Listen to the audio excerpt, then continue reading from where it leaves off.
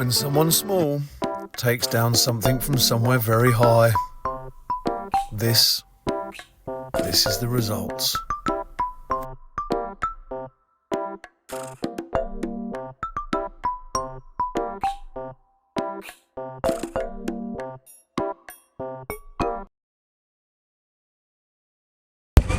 We're live. We're going to take this very seriously now. Yes. Rocky, would you just check that I'm in the frame for me, please? His head's not cut off. Ah, looking good. Am I taller than him? I bet we've got to be on the same level. About the same level, Yes. yeah. About the same level.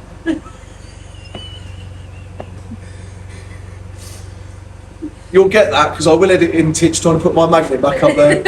You thought, what's that? Can I take it down and then can get it back up? The worst thing is, I've just noticed there's a ladder there. Oh, no, No, it's not. That's you can use that as a ladder if you want, but it's not a fucking ladder. For me, it looks like a ladder. That's a motorcycle brand that we used at the weekend. Oh, I can see it now. We used From it here, the it looks like weekend. a ladder. So, again, episode 5, and we're taking it seriously, just like me and Steve did. Episode 5, welcome to Motorcycles and People. Today we have Titch. Hello. Titch has been a friend and a customer of mine now for it's a couple of years now, isn't it? I think, yeah, nearly 2 years. Nearly 2 years. We did do an interview with Titch the other week, and Titch put it on her YouTube, which I will link underneath. But I cut my head out. Basically, I did terrible video recording, so we're doing it again, sitting down, so we're at the same level, so I haven't lost my head. First of all, Titch, how did you get into motorcycling, and why did you get into motorcycling? So, I got into motorcycling because, well, I always liked them even as a really small child. And then my mum organised for me to be picked up from school in the back of one when I was a kid. And that sort of set it up, which is funny because she used to absolutely hate motorcycles. So she's the one who did it to me. So someone who doesn't like motorcycles encouraged motorcycling, and now your bike is sat behind the camera. Yeah. You arrived on your bike because you don't drive either, do you? You are a devout motorcyclist. It is to and fro from work every day. Yeah, every single day. Every single day. Even in rain, wind. There's not many of you that are going to say that, is there? See, the thing is, I'm like you, Steve is like you. I ride most of the year round. I sort of draw the limit if it's really icy or snowy. I start to maybe think, oh, I might not going to work today. Or, Yeah, I mean, if it's really bad, I'll get the train or like a lift. But, that's only if it's icy or snow. I've ridden in snow, not ice though. it's hard work. Yeah. It's Well, hard I've work. come off in ice, and Yeah. that's like, oh, well. Yeah, you're good. There's no front end traction in ice and snow. That makes it quite dangerous because, 2 wheels, it's not 4. What about your bikes? You've had some interesting bikes, haven't you? I have, yeah. My first bike, my first ever, what I started on was a scooter. And then my first big bike was a VFR 400. Beautiful bike, V4 engine, sounds amazing. After that, I had a couple of Ninja 250s, an ER 500, and that there, which is a Kawasaki Ninja 400. That's a little bit. So we'll get some pictures of the bikes. Teacher's got some. Well, obviously, like we always do, we'll add them on the bottom. Teacher's Ninja 400 there, which is quite recent. It's a recent purchase, that isn't it, from Groomages? Yeah, it's 22 plate. Yeah, 22 plate. Nice bike. I got a really good deal on it. Had a Scorpion exhaust and stuff, so I'm pretty happy. Although I always look at something else. You're never satisfied with just one. That's the problem with motorcycling. You always want where's the next one? What am I going to get next? What am I going to get next? Because you want to ride them all. Well, they say, you shouldn't have any more motorcycles after 50. 50's enough. So I would just buy a bigger lockup. I don't think there's anything. I said this to my missus, and my best mate Alec, he goes to me, "You don't have any savings, Chris." I went, "I do, mate." He goes, "No, you don't." I said, "I do. I've got 11 motorcycles." He went, "But that's not savings." I went, "It is." I said, "You put your money in the bank and rely on them giving you interest. I buy motorcycles in the knowledge that at some point they might become semi-classic.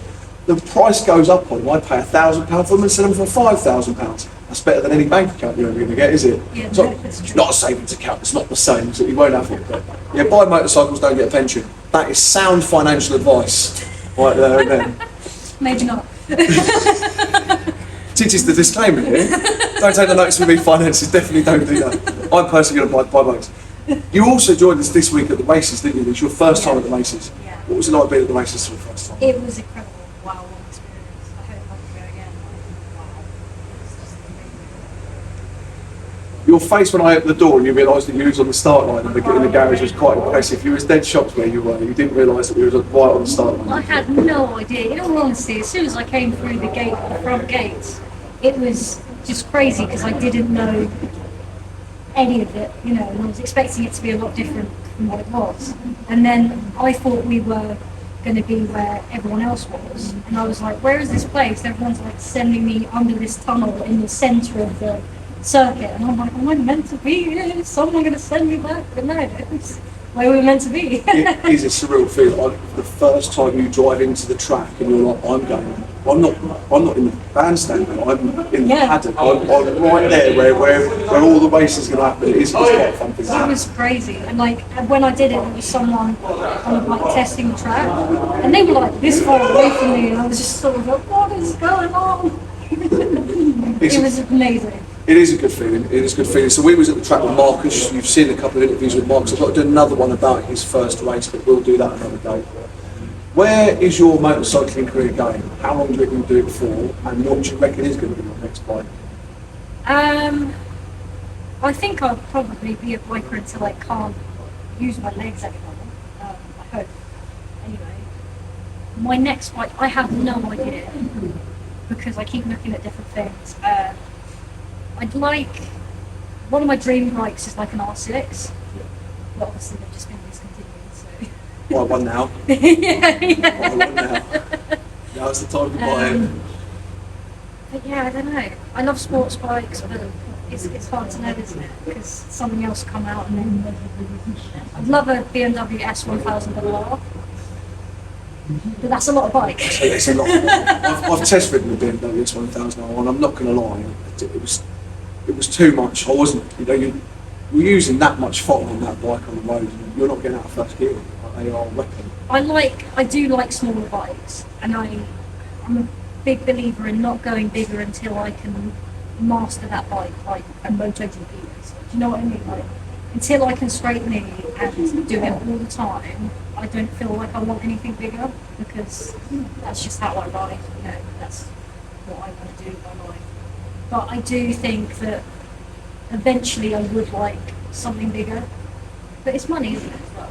Like everything is more expensive. Oh yeah, tyres on small bikes are cheap. You get bigger bikes, tyres are like, it's 400 quid a set, right? And you'll go through, if you ride like you do every year, all year round, you'll go through 2 sets of tyres a year. It's £800 a year in tyres. Whereas a smaller bike, you might go through one because of the weight and all that, so you go through one set of tyres. My aim would be to have something like a 400 and then have a really nice bigger bike that probably stays in a garage somewhere hidden away until, rebuilds. Do you know, I can imagine you on this one, like, you're only tiny and that would be a weapon with you. Like, just an absolute, there's no weight on that bike. Like if I sit on that bike, there's 17 stone on it. There's a bit of weight to take away whatever, like 220 brake horsepower, whatever it is they've got. If you on that, I think it's going to be an absolute weapon. An absolute weapon. The other thing you do is you run a ladies only rider club. It's one of the things I want to talk about because I genuinely don't feel there's enough ladies riding bikes. I mean, it's getting better and bigger and more ladies are coming out going, actually I don't want to sit on the back of my partner's bike, I want to ride my own bike, which is a lovely thing. You run a ladies club, don't you, for riding? Yeah, locally in the area. The East Sussex Motorcycle Women. Yeah. Yeah. If there's a page for it, we'll put a link underneath Yeah, so you can find it. there's a Facebook page. We started doing a couple of rides. It's slow progress, it always is at the start. But yeah, it's getting there. Well, we'll plug it, and for those ladies out there that do want to ride with other ladies, Titch and Rocky will be around for you to ride with, and you can go for rides with them. Because I do get the fact that sometimes ladies get caught up in the testosterone of men just waffling crap amongst each other and ignoring people, which is Rocky's nodding her head like, yeah, that's exactly what happens. So there is options for ladies. I know there's quite a few ladies riders groups that are appearing around the country, and I think it's a lovely thing. So I remember when I was a kid, my dad went to buy my mum some bike kit, and there was nothing. She had to just have smaller versions of men's stuff. And now all these companies, like it would be Alpine Star or Frank Thomas, or they caught onto this. Hang on a minute, women don't want that. You need to make it fit a ladies' show. That's what they want. It's lovely to see that stuff going on. Yeah, it's starting, but it's still. I find like the colourways. It's just black or like pink still. Like, do you know what I mean? There isn't a huge amount of Alpine Stars, for example. They'll bring out like for the men, they'll bring out a full leather suit that's like really colourful and really cool, and then the women's one's got like a stripe of colour on it. That's the wrong way round as well, because like all my bike kit's black. Like it's usually men that just wear black, isn't it? So if they just make black kit for men, they're like, yeah, it's black. It's black like that, or charcoal grey, that would do. Like that's, very few men wear so much like colourful stuff. You also, and we've Titch has touched on this. We want to run a ladies' maintenance course. Yes, yeah. So Titch has got a page. Titch will tell you about the maintenance course. I'll be there to teach you how to tighten the chains, and you'll give me grief, which is what I deserve. Check your tyre pressures. But where will we find that? Where is it being advertised? It's currently on my Instagram and on the Facebook page. We'll see how it goes. I guess we could make a page for it. We'll see how it goes. We need to confirm dates and stuff too, so we can discuss that. Yes, we'll confirm some dates, and it will be on Sundays. We'll be running a maintenance course. Titch will be in. She will be the person that is in charge of choosing who does it. So you'll have to message Titch. We're going to pick the names out of a hat because there's limited spaces. As you can see, my workshop is a very small workshop. So more than about 3 or 4 people. It doesn't. But we'll run a few a year on Sundays. Once we've confirmed the date, we'll get that put up. And again, I'll edit the link so we can find where to do it, and get an email address so we can get to people's names. Because maintenance is important. So few people know how to maintain their bike's basic change. You don't want to go to a mechanic just to have retained chain tensions. Not really. Whether you're a man or a lady, if you can learn how to do it yourself, you'll save yourself 30 quid at a time doing so. Titch, have you got anything else you want to tell the viewers to talk about? No, not particularly. You got any other questions or anything? Yeah, when was the last time you did a wheelie? I can't. No, I can't really either. I can't really either. I want to learn, but I'm too precious about my bike. So it's a nice bike. I wouldn't particularly want to drop that bike. It's why I won't wheelie my Triumph. I don't want to drop it. I've done a couple of little accidental power wheelies, pulling away from the rides, but I think it's worth doing. I'd like to get like a little bike and then I can drive that. But to do mine would be just. What about wheelie school? What about for me, you, Marcus, and that guy? That would be amazing. Wheelie school, So cool. it's like 250 quid. You could all drive up there, do wheelie school, and learn how to wheelie properly on like somebody else's bike. So if you drop it, it doesn't matter. That actually sounds like well fun. Yeah, I think we do that. If we do go wheelie school, we'll record it. Yeah. Okay, and we'll let you know how it goes. Honda that you had, was that the same as Marcus' 1830? It wasn't. It was a VFR. Yeah, so I had a VFR 400. I don't know what MC it was, but there's 2 types. There's the one with the 2 little bobbly headlights. Yeah. And mine was the more modern one with like the single really ugly headlight. I really wanted the bobbly headlights. Oh, like Marcus, the NC30 is like Marcus. Yeah. They're a weapon. Yeah, honestly, they are absolutely insane. And the sound from the V4 engine is like there's nothing else. It sounds so unique. Quicker than the Ninja? Oh yeah, 100%. It makes like 83 horsepower, and that's 57. Is that really 57? Yeah, it's got to be 57 because it's got to be A2, whereas the VFR 400 isn't A2. It's just a small sports bike from the Japanese to race bike. That was your first big bike as well, wasn't it? That It was a 8 lot horsepower of bike. lot of bike, no ABS, nothing, and not what I'd learned to ride on had ABS, traction control, all this, and that's a classic bike that you have to fiddle around with the fuel line to get it to even start. It was insane. I rode along the road on it, and I was like, I don't know if I can get on this. Classic motorcycling is a pain in the arse. I love it, but you have got to fettle them continuously, whereas electrical ECUs, Oh, it starts, lovely, off it goes. And then after that you had After that, I had an ER5. good bike. It was okay bike, but so I bought it second hand for 500 quid, and it had crash bars on it, and it was completely blacked out in a really bad way. Like someone had rattle canned it, and they didn't know. Yeah, Halford rattle can, and they'd stuck these stupid little round plastic bobbly things to the side to make it look all I don't know. Or like crash bars or something like that. No, like these little tiny little bubbles, just to make it look different, like to have a texture on it, and they glued it on with like a glue gun on the side. But I did really enjoy it because I didn't care if I crashed it, because it was really ugly and like it didn't matter. So I took it off road and everything. I did. That's the bike I really wanted to try and really. So if you've got that bike, Titch wants it back. Yeah, I want it back. She wants it back. We want to find that bike, to invite back to Titch to learn to do wheelies, of course, off the road, in car park, in a safe environment, because we wouldn't wheelie on the road. No, never. We would never do those things.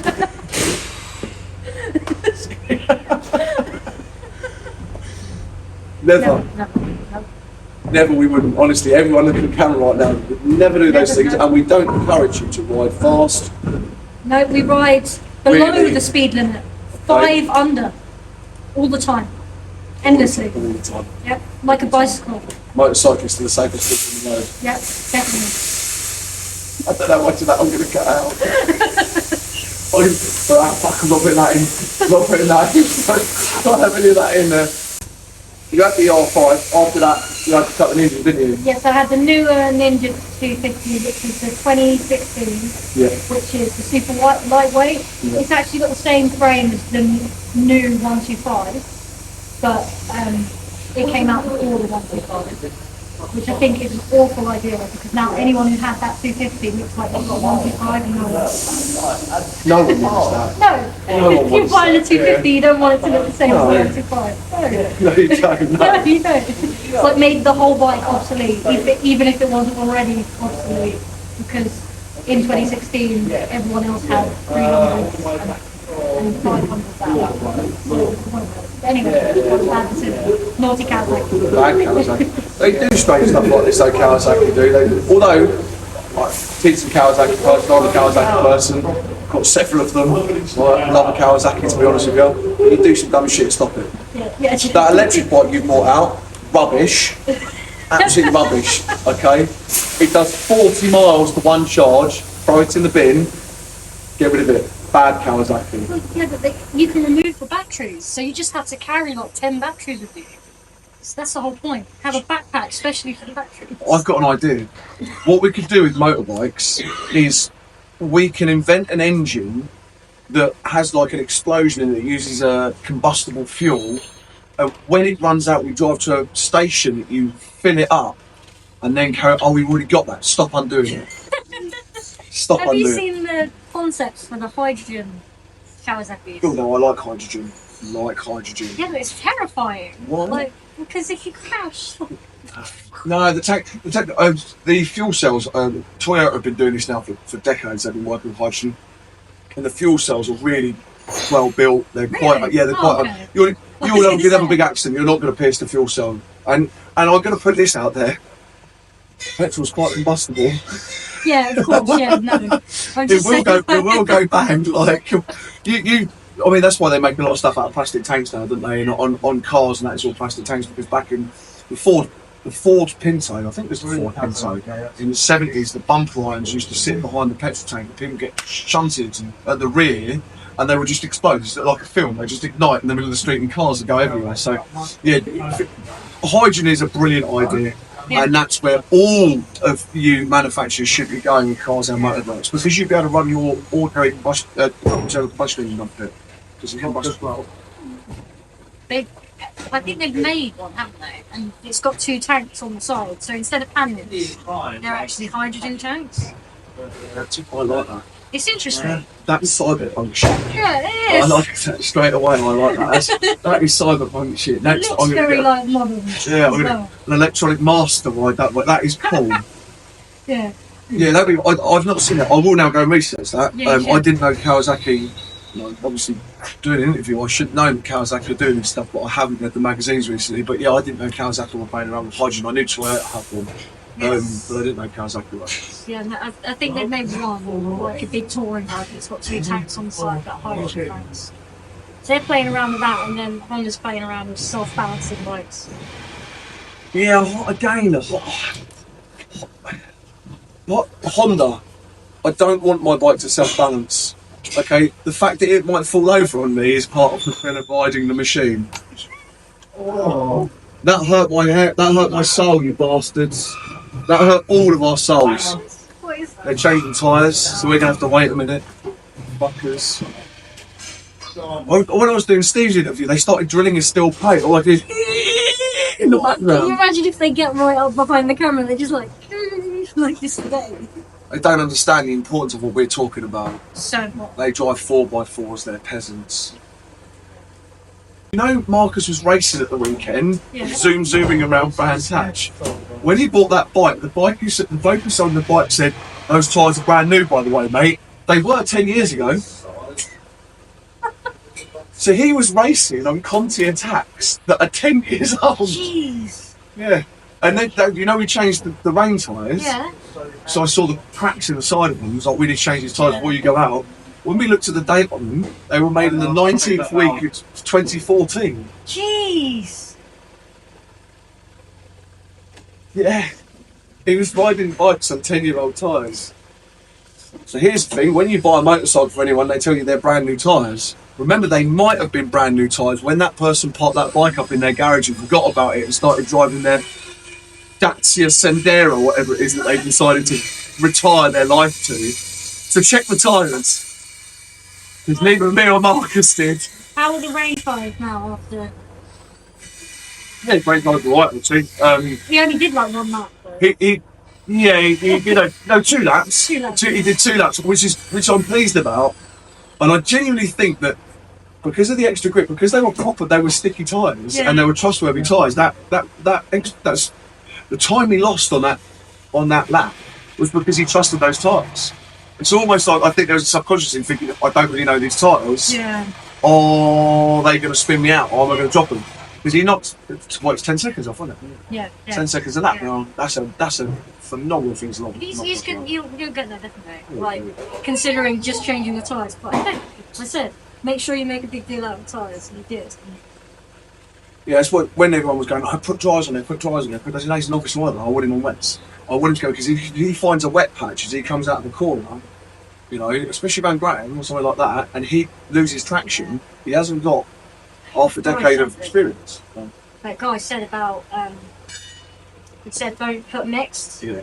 because you'll skid out, and that's what happens now. That's exactly what I'm saying. Yeah, he mixed his tyres, and Harley said your high cyclical bike because the front end will grab traction, the rear end will try and take over the front end, and off you go. And that geezer unfortunately was spat straight into the tyres, isn't it? Yeah. And that's why you don't want matching tyres there. None of us here on the road will go. We're going to put a semi-slick on the front and a very quickly a tyre on the rear. We wouldn't do it. I want matching Bridgestone battle axes on front and rear of my bike. At the same age, changed at the same time, every time. Like, I don't want to mismatch my tyres. I've never been to Pembury, so I'll be brand new at Pembury with you as well. We're experiencing the same thing. Same thing, same time like that. It's meant to be a brilliant track, to be honest. I know it's in Wales, very wet in Wales. I've been to Wales a few times, very wet. I don't like Wales, but it's wet. Right, okay, I don't want anyone to start hating me on Facebook if I said Wales is wet. But yeah, it's We meant to love be Wales and we love police, especially Welsh police. especially wet Welsh police. Oh, we're so getting arrested when we go to Wales, isn't we?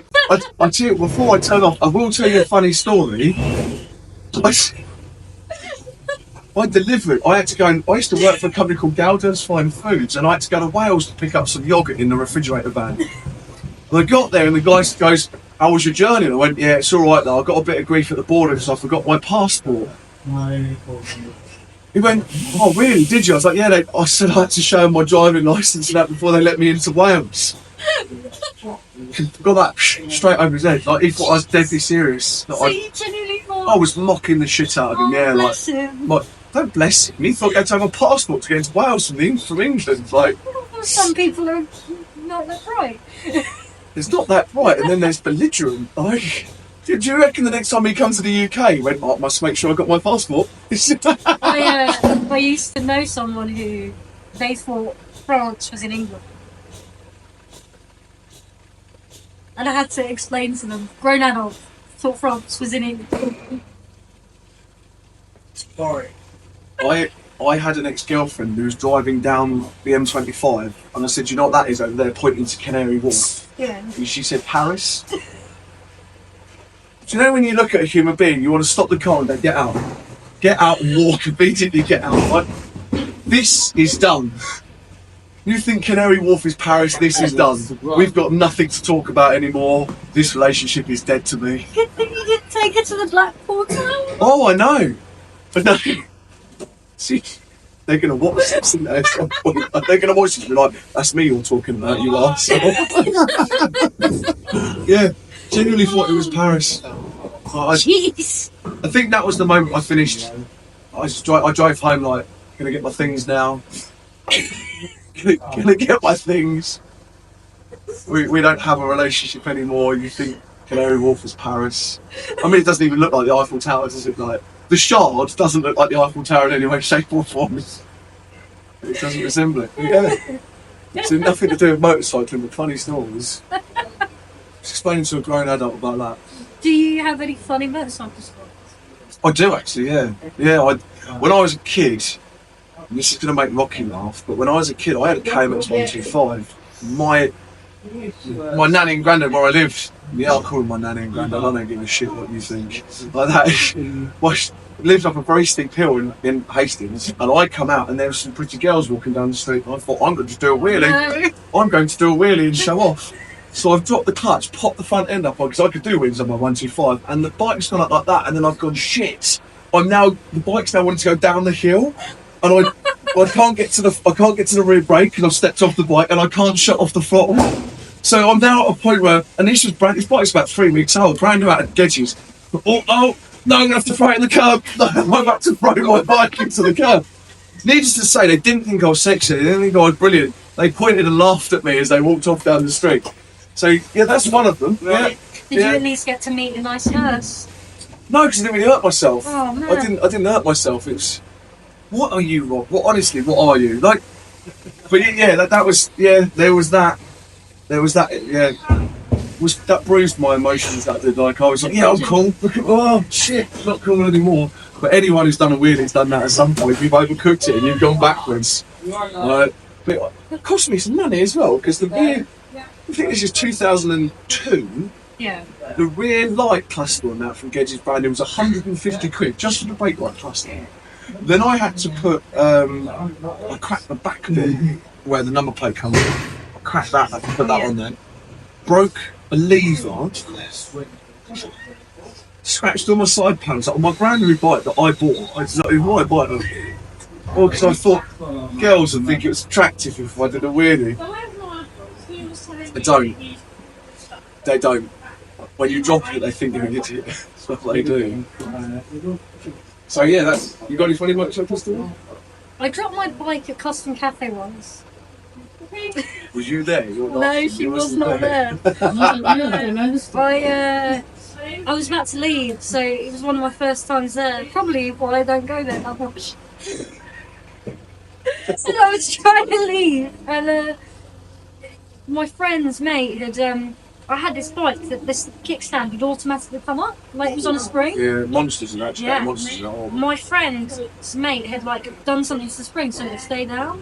Anyway, so I get on it, I shift it slightly, and it went. But I didn't realise. So I lean over, and I lean over just a little bit too far, expecting the stand to hit it. And I was like, ah. And I don't know if you know Elaine from Road Riders.